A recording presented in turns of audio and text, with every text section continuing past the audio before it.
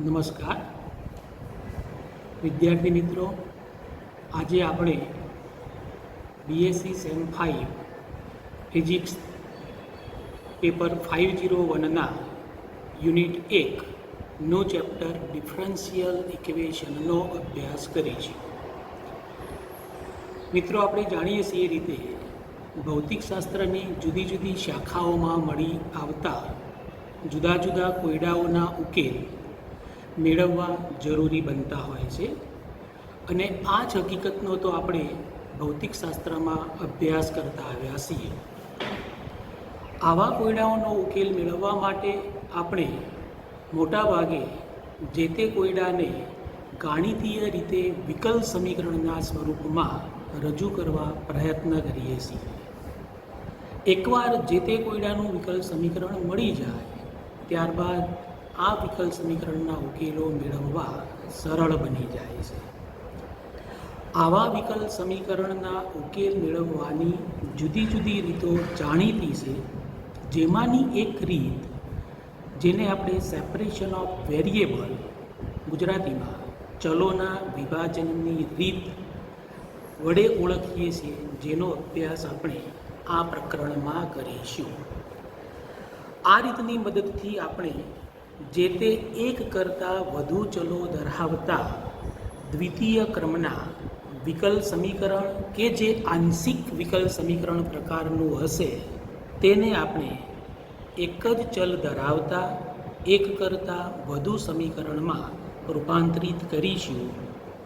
આ રીતે મળતા બધા જ વિકલ સમીકરણો પૂર્ણ વિકલનના સ્વરૂપમાં હશે, જેનો ઉકેલ મેળવવો સરળ હોય છે.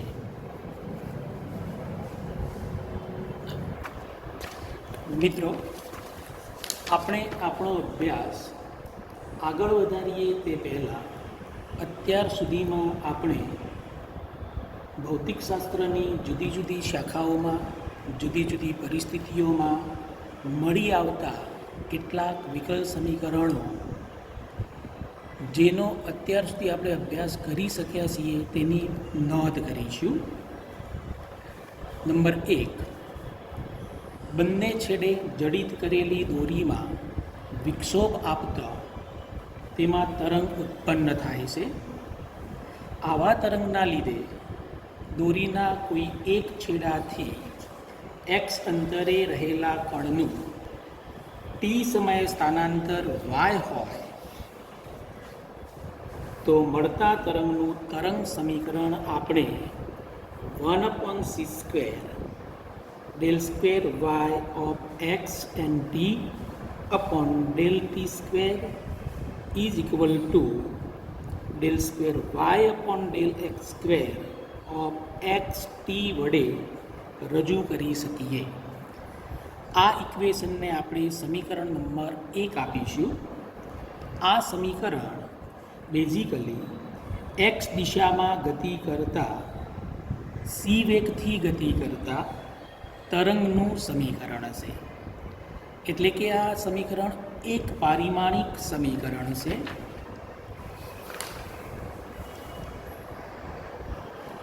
જો તરંગ ત્રિપરિમાણમાં ગતિ કરતું હોય તો આ જ સમીકરણને આપણે નીચે પ્રમાણે, એટલે કે 1/c² del square phi of r and t upon del t² is equal to λ² phi of r t વડે રજૂ કરી શકીએ.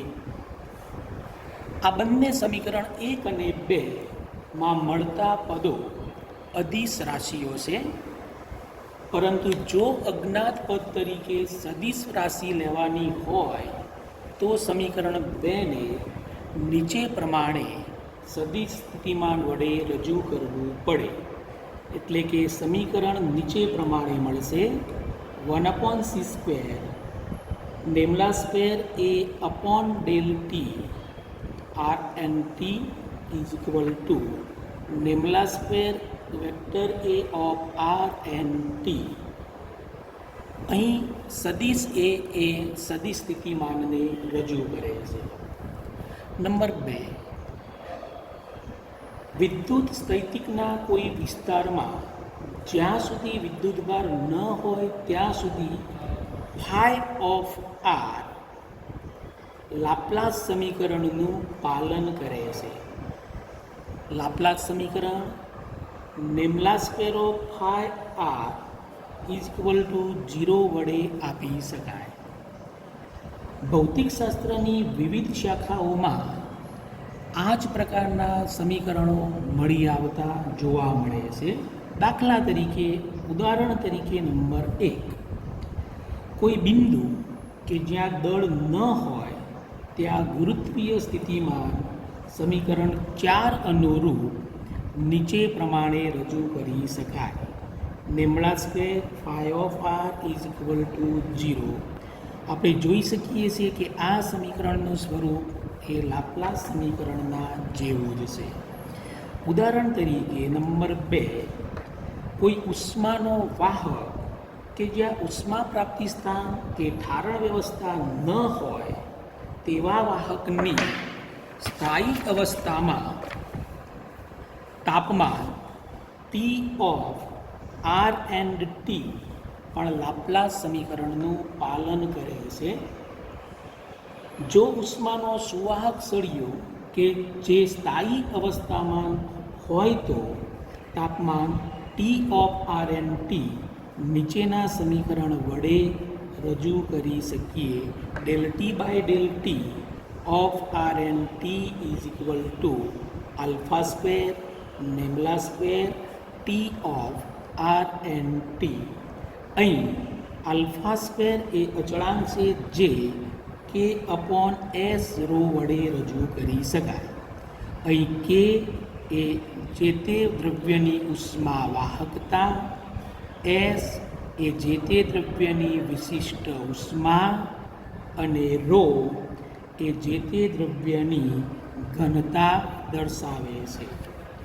આવા જ સમીકરણો તરલ મિકેનિક્સમાં પણ જોવા મળે છે. આવું જ સમીકરણ વાયુના મિશ્રણ માટે પણ મેળવી શકાય.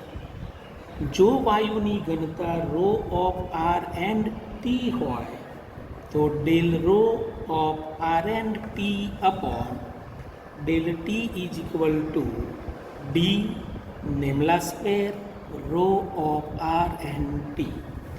અહીં ડી એ વાયુનો વિસરણ અંક છે. સ્થાયી અવસ્થામાં આ સમીકરણ lambda square rho of R and T is equal to 0 બને, જે પણ લાપ્લાસ સમીકરણને જ અનુસરે છે. આ સમીકરણને અચળાંક કેના પદમાં નીચે પ્રમાણે પણ લખી શકાય. Lambda square plus K square of U R is equal to 0. અહીં K square is equal to D square by C square. આ રીતે મળતા સમીકરણને આપણે હેલ્મહોલ્ટ્ઝ સમીકરણ વડે ઓળખીશું. આ સમીકરણ પણ ભૌતિકશાસ્ત્રની વિવિધ શાખાઓમાં સામાન્ય રીતે જોવા મળતું સમીકરણ છે. નંબર 4, ક્વોન્ટમ મિકેનિક્સમાં કોઈ તંત્રની અવસ્થા નક્કી કરવા માટે રજૂ થતું કોમ્પ્લેક્સ વેવ ફંક્શન, જેને આપણે સાઈ ઓફ આર વડે દર્શાવીએ છીએ, કે જે શ્રોડિંજર સમીકરણનું પાલન કરે છે. સામાન્ય સંજોગોમાં સ્થિતિમાનમાં ગતિ કરતા કણ માટે વિકલ સમીકરણ નીચે પ્રમાણે રજૂ કરી શકીએ. Minus H cut square upon 2m lambda square psi of R plus V psi of R is equal to E psi of R.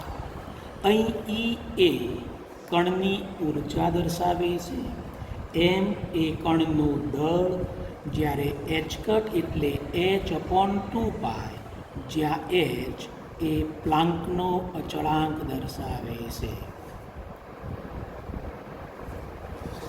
આ સમીકરણને કેના પદમાં નીચે પ્રમાણે લખી શકાય.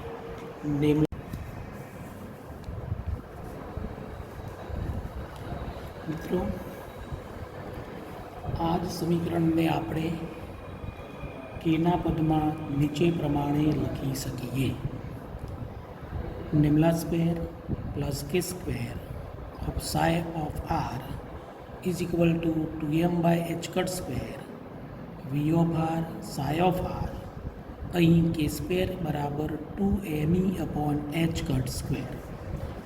મિત્રો, આપણે જાણીએ છીએ કે મુક્ત અવકાશમાં રહેલા કણ પર કોઈ જ બળ પ્રવર્તતું નથી, તેથી તેની સ્થિતિ ઉર્જા 0 થાય. એટલે કે મુક્ત અવકાશમાં રહેલા કણ માટે v બરાબર 0. તેથી ઉપરનું સમીકરણ નીચે પ્રમાણે મળશે. Nabla square plus K square psi of R is equal to 0. મિત્રો, આ સમીકરણ પણ હેલ્મહોલ્ટ્ઝ સમીકરણના સ્વરૂપનું જ છે. નંબર 5, પોઇસન સમીકરણ, જે નીચે પ્રમાણે રજૂ થાય છે. Nabla square phi of R is equal to minus 4 rho of R. અહીં રો એ વિદ્યુતભાર ઘનતા છે.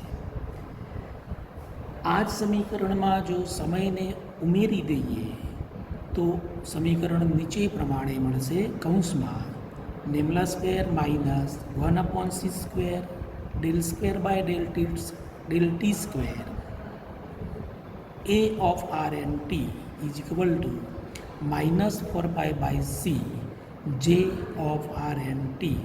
અહીં j એ વીજ પ્રવાહ ઘનતા છે. મિત્રો, આ કેટલાક વિકલ સમીકરણો હતા કે જેનો અભ્યાસ આપણે અગાઉના ધોરણોમાં કરી ચૂક્યા છીએ. આ વિકલ સમીકરણોમાંથી પરીક્ષામાં 1 અથવા 2 માર્કમાં ઘણીવાર પ્રશ્ન પૂછાતો હોય છે, જેથી આ વિકલ સમીકરણો યાદ રાખવા જરૂરી છે. ચાલો તો હવે આપણે ઉદાહરણ વડે ચલોના વિભાજનની રીતનો ઉપયોગ કરતા શીખીએ. આ માટે આપણે સૌપ્રથમ હેલ્મહોલ્ટ્ઝ સમીકરણનું કાર્ટેશિયન યામ પદ્ધતિમાં વિભાજન મેળવીશું. મિત્રો, આપણે અગાઉ જોઈ ગયા તે રીતે હેલ્મહોલ્ટ્ઝ સમીકરણ નીચે પ્રમાણે રજૂ કરવામાં આવે છે. કૌંસમાં nabla square plus K square U of R is equal to 0, જેને આપણે નંબર 1 આપીશું. હવે કાર્ટેશિયન યામ પદ્ધતિમાં લાપ્લાસિયન કારક nabla square is equal to del square by del L square del square by del Y square plus del square by del Z square વડે રજૂ કરી શકાય. નિમ્લા સ્ક્વેરની આ કિંમત સમીકરણ 1માં આપણે મૂકીએ તો તે નીચે પ્રમાણે તૈયાર થશે. Del square by del X square plus del square by del Y square plus del square by del Z square plus K square U of R is equal to 0. સમીકરણને આપણે નંબર 2 આપી દઈએ. હવે આ સમીકરણ એક ચલ એક્સ વાય અને ઝેડ પર આધારિત દ્વિતીય ક્રમનું વિકલ સમીકરણ છે, જેને આપણે જુદા જુદા ચલોમાં વિભાજિત કરવા માગીએ છીએ. આ માટે નીચેની પદ્ધતિને અનુસરો. આ માટે સૌપ્રથમ ધારો કે વિધેય U of R is equal to X of X Y of Y Z of Z. મિત્રો, અહીં વિધેય એક્સ, કેપિટલ એક્સ એ સ્મોલ એક્સનું વિધેય છે, કેપિટલ વાય એ સ્મોલ વાયનું વિધેય છે, કેપિટલ ઝેડ એ ચલ સ્મોલ ઝેડનું વિધેય છે. આ સમીકરણ 3ની કિંમત આપણે સમીકરણ 2માં મૂકીશું. સમીકરણ 3ને ટૂંકમાં આપણે આ રીતે એક્સ વાય ઝેડ વડે પણ રજૂ કરી શકીએ. મિત્રો સમીકરણ 3માં ધ્યાન રાખજો, એક્સ એ માત્ર ચલ એક્સનું વિધેય છે જે વાય અને ઝેડ પર આધારિત નથી. એ જ રીતે વાય એ માત્ર ચલ સ્મોલ વાય પર આધારિત વિધેય છે, તે એક્સ કે ઝેડ પર આધારિત નથી. અને ચલ ઝેડ અને વિધેય ઝેડ એ માત્ર ચલ ઝેડ પર જ આધારિત વિધેય છે જે એક્સ અને વાયથી સ્વતંત્ર છે. ચલો સમીકરણ 3ની કિંમત સમીકરણ 2માં મૂકતો del square by del X square plus del square by del Y square plus del square by del Z square plus K square bracket પૂરો કરી X Y Z is equal to 0. ચલો કૌંસની અંદર એક્સ વાય અને ઝેડને લઈ જઈ અચળ પદને વિકલનની બહાર લખતો વાય ઝેડ ડેલ સ્ક્વેરની જગ્યાએ D X square by D X square. બીજા પદમાં વાય એ ચલ વાય પર આધારિત હોવાથી એક્સ અને ઝેડ અચળ બનશે, જ્યારે વાય માત્ર વાયનું વિધેય હોવાથી અંશત વિકલનવાળું પદ પૂર્ણ વિકલનમાં રૂપાંતરિત થશે. ત્રીજા પદમાં ઝેડ પર આધારિત પદ વિકલનની અંદર રાખી એક્સ અને વાય અચળ ગણી વિકલનની બહાર મૂકી શકીએ. તેથી આ રીતે સમીકરણ તૈયાર થશે. ઓકે, આ સમીકરણને આપણે નંબર 4 આપી દઈએ. અહીં ધ્યાન રાખો કે સમીકરણ 4માં આપણે અંશત વિકલનની જગ્યાએ પૂર્ણ વિકલનવાળા પદો લખ્યા છે, કારણ કે અહીં જે તે ચલ જે તે વિધેયનું જે તે ચલ પર જ આધારિત વિકલન છે, તેથી તે પૂર્ણ વિકલનમાં રૂપાંતરિત થઈ જાય. હવે દરેક પદને ગમે તે એક જ ચલમાં આપણે રૂપાંતરિત કરવા માગીશું. હાલ બધા જ પદોમાં બધા જ ચલવાળા પદો હાજર છે. આપણે દરેક પદ કોઈ એક જ ચલ પર આધારિત કરવાનું છે. આ માટે આપણે નીચેની પ્રક્રિયાને અનુસરી શકીએ. ચલો આ માટે સૌ પ્રથમ સમીકરણ 4ને એક્સ વાય ઝેડ વડે ભાગો. આમ કરતાં 1/x D square X upon D X square plus 1/y D square Y upon D Y square plus 1/z D square Z upon D Z square plus A square is equal to 0 પ્રકારનું સમીકરણ મળશે. આ સમીકરણની પુનઃગોઠવણી કરતાં ટૂંકમાં આપણે એક્સવાળા પદને બરાબરની જમણી બાજુ લઈ જઈએ તો સમીકરણ નીચે પ્રમાણે તૈયાર થશે.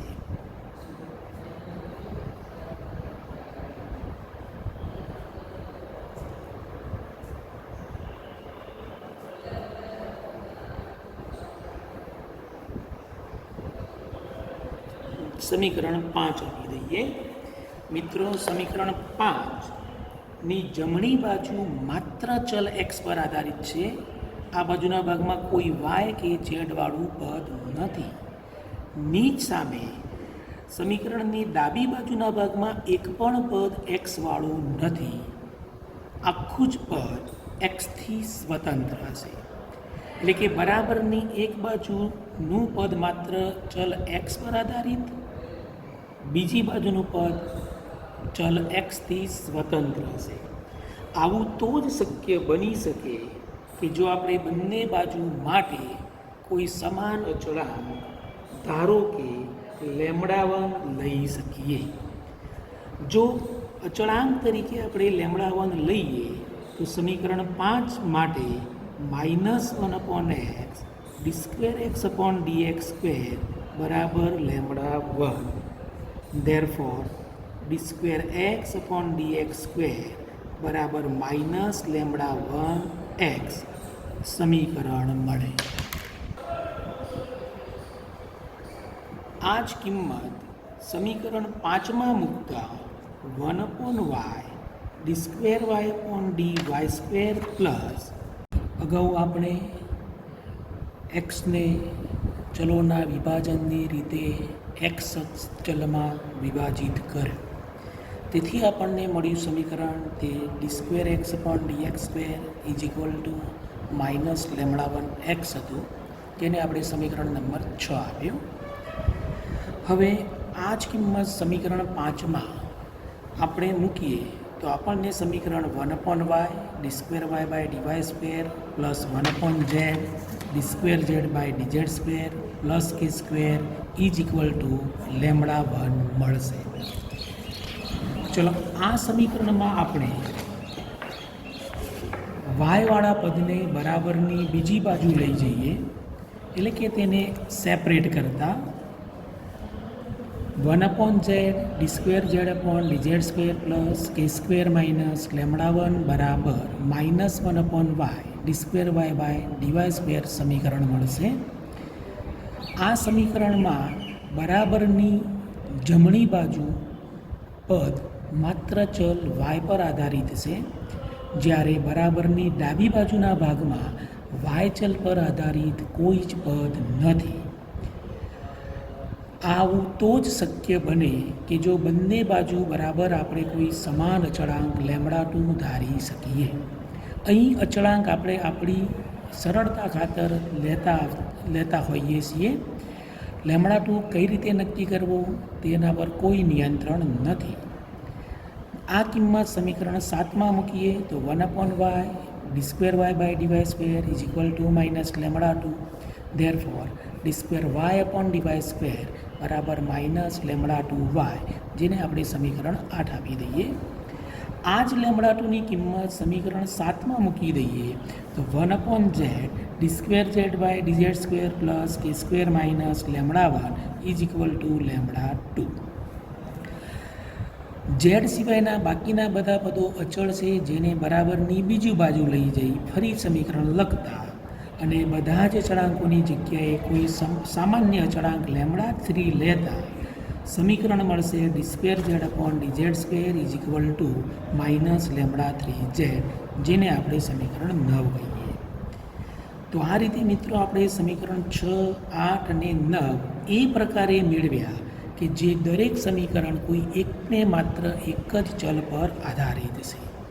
મિત્રો, પ્રારંભમાં આપણી પાસે એક જ સમીકરણ હતું, આંશિક વિકલ સમીકરણના સ્વરૂપનું હતું, જેમાં બધા જ ચલ 3 ચલ હાજર હતા.